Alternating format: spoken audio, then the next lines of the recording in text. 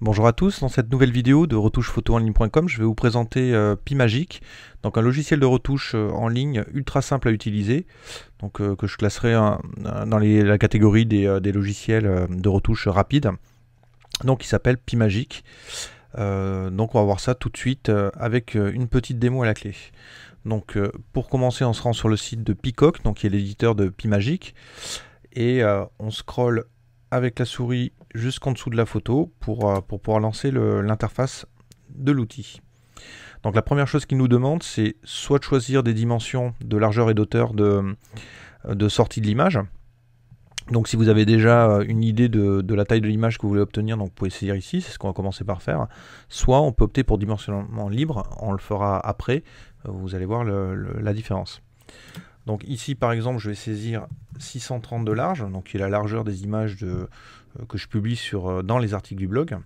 Et je vais prendre 300 de haut, donc pour avoir une image en format paysage. Ok, donc là il nous invite à glisser, déposer une photo. Donc ce que je vais faire tout de suite. Donc là j'ai préparé une photo donc de plage, tout à fait classique. Et donc on arrive dans l'éditeur rognage, donc qui est l'éditeur pour sélectionner une partie de l'image, effectuer des rotations à 90 degrés, 180 degrés, des flips horizontaux ou des flips verticaux. Donc flip c'est retournement de l'image. Donc là on va rester sur uniquement le rognage. Donc en fait ce qu'on fait, c'est qu'on déplace la zone qui est la zone qui est en surbrillance, donc c'est la zone de photo qui est conservée. Donc aux dimensions qui ont été choisies, 630 par 300 dans l'exemple. Donc là par exemple, on va recadrer un petit peu pour avoir les rochers bien à gauche. Voilà, et une fois qu'on est satisfait du recadrage, on applique. Donc on bascule automatiquement sur l'éditeur de PiMagic, donc qui est ultra simple. Vous avez un onglet, un menu pour les effets, donc sur lequel on est, un menu pour les ajustements, on va voir ce que c'est après, les paramètres, la sauvegarde, et une nouvelle photo pour recommencer avec une autre image. Donc sur l'onglet effets, vous avez le choix entre une bonne dizaine d'effets, voilà, divers et variés, que vous pouvez appliquer directement à l'image. Voilà, donc par exemple on va prendre Woodstock pour voir, et donc on peut annuler l'effet ici avec annuler si on n'est pas satisfait. Donc voilà, on va en prendre un autre pour essayer. Voilà, on va garder celui-là par exemple. Donc une fois que c'est fait, vous pouvez passer à l'onglet suivant. Donc là, il y a une fenêtre qui vous propose d'appliquer le filtre, donc on va faire OK. Donc voilà. Donc l'onglet suivant, ajustement, permet en fait de régler un certain nombre de critères comme la netteté, le flou, le bruit, la désaturation, la translation, focus. Donc voilà, pour appliquer des effets divers et variés. Alors à savoir une chose, c'est que si vous appliquez un effet sur la photo, là vous ne pouvez pas revenir en arrière, si ce n'est à changer d'onglet. Donc on va le faire tout de suite. Par exemple, on va appliquer un effet de focus. Donc voilà. Alors si vous cliquez plusieurs fois, vous renforcez l'effet qui est appliqué. Voilà, donc là j'ai cliqué pas mal de fois, donc du coup le focus est très central, et donc le contour s'est flouté, ce qui est l'objet de cette retouche.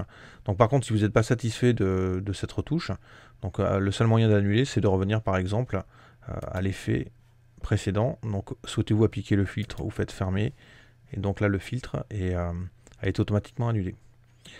Donc on va passer à l'onglet paramètres.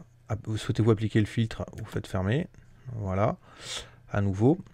Donc l'onglet paramètres, en fait, il a qu'une seule fonction, il a que deux fonctions, c'est renommer la photo si vous le voulez. Donc là, par exemple, on va mettre ma photo de plage,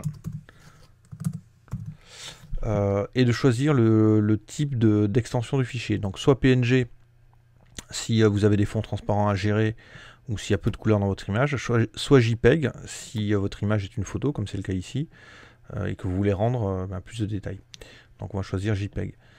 Voilà, et donc c'est terminé, et pour sauvegarder, en fait, il suffit de cliquer sur télécharger l'image, et l'image se charge automatiquement dans votre espace de stockage habituel. Donc en l'occurrence, téléchargement sur Mac. Donc voilà. Alors ce qu'on va faire, c'est qu'on va refaire une manip avec le dimensionnement libre pour vous montrer un petit peu ce qu'il est possible de faire. Donc on fait une nouvelle photo, donc on atterrit à nouveau sur l'écran d'accueil avec dimension et dimensionnement libre. Donc là on va choisir dimensionnement libre, on fait OK. Il nous invite à changer une image, donc on va reprendre la même image. On glisse l'image, voilà. Donc là vous le voyez, la sélection prend toute la photo en compte. Donc en fait, si on veut effectuer un rognage, là en fait on est totalement libre du rognage qu'on veut effectuer. Donc voilà, donc on peut sélectionner une partie. Donc voilà. Donc là je vais sélectionner une partie de l'image comme ceci. Donc par exemple je vais prendre, voilà, je vais faire une photo en format panoramique. Donc voilà. Et une fois que c'est fait, vous cliquez sur appliquer. Alors vous allez me dire, mais quelle est la largeur de l'image finale? Alors là effectivement c'est pas la largeur de l'image d'origine, hein. L'image d'origine elle fait 3000 pixels de large à peu près sur 2300 de haut. Là l'image à la sortie fera 1024 pixels, donc c'est la taille par défaut des images de sortie sur Peacock, sur PiMagic pardon.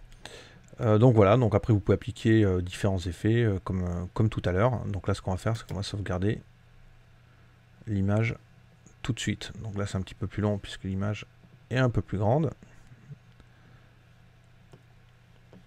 Et donc voilà, c'est fait. Alors ce qu'on va faire, c'est qu'on va regarder les deux images qui ont été créées. Donc là je vais ouvrir la fenêtre de téléchargement. Donc vous voyez la première image que j'ai redimensionnée avec le menu dimension où j'ai choisi les pixels. Donc je suis à 630 par 300, donc c'est bien ce que je voulais. Donc voilà. Et l'image, la deuxième que j'ai faite, donc elle fait 1024 par 200. Donc c'est voilà, c'est le cadrage que j'avais choisi, mais de manière libre. Donc voilà pour l'utilisation de PiMagic. Donc vous avez vu, c'est ultra simple. Bon, il y a quelques effets sympas à faire. Vous pouvez faire quelques petites correctifs avec ajustement. Et enfin, si vous voulez pas vous casser la tête à faire de la retouche photo complexe, PiMagic est le bon outil. Donc voilà, c'est terminé. Donc je vous donne rendez-vous dans une prochaine vidéo ou sur le blog retouchephotoenligne.com. À bientôt.